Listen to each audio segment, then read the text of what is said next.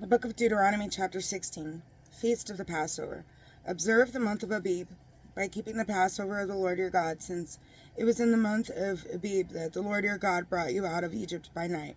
You shall over the Passover sacrifice from your flock and your herd to the Lord your God in the place the Lord will choose as the dwelling place of his name.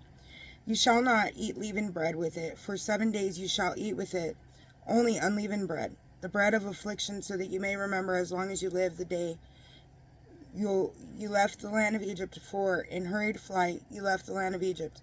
No leaven is to be found with you in all of your territory for 7 days, and none of the meat which you sacrificed on the evening of the first day shall be kept overnight for the next day. You may not sacrifice the Passover in any of the communities which the Lord your God gives you, only at the place which the Lord your God will choose as the dwelling place of his name. And in the evening at sunset, at that very time, when you left Egypt, shall you sacrifice the Passover. You shall cook and eat it at the place the Lord your God will choose. Then in the morning you may return to your tents. For 6 days you shall eat unleavened bread, and on the 7th day there shall be a solemn assembly for the Lord your God.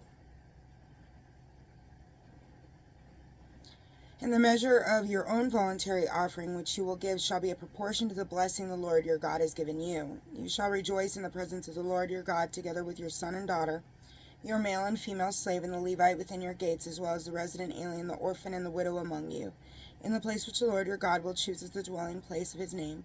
Remember that you too were slaves in Egypt, so carry out these statutes carefully.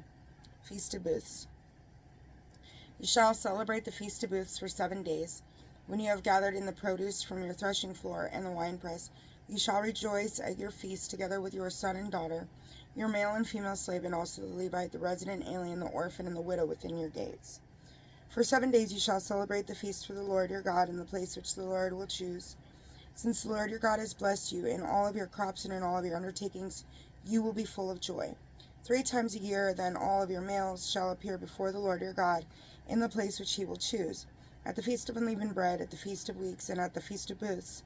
They shall not appear before the Lord empty-handed, but each with his own gift in proportion to the blessings which the Lord your God has given to you. Justice in all the communities which the Lord your God is giving you. You shall appoint judges and officials throughout your tribes to administer true justice for the people. You must not distort justice. You shall not show partiality.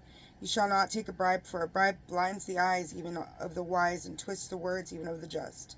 Justice alone shall you pursue, so that you may live and possess the land the Lord your God is giving you. Illicit worship.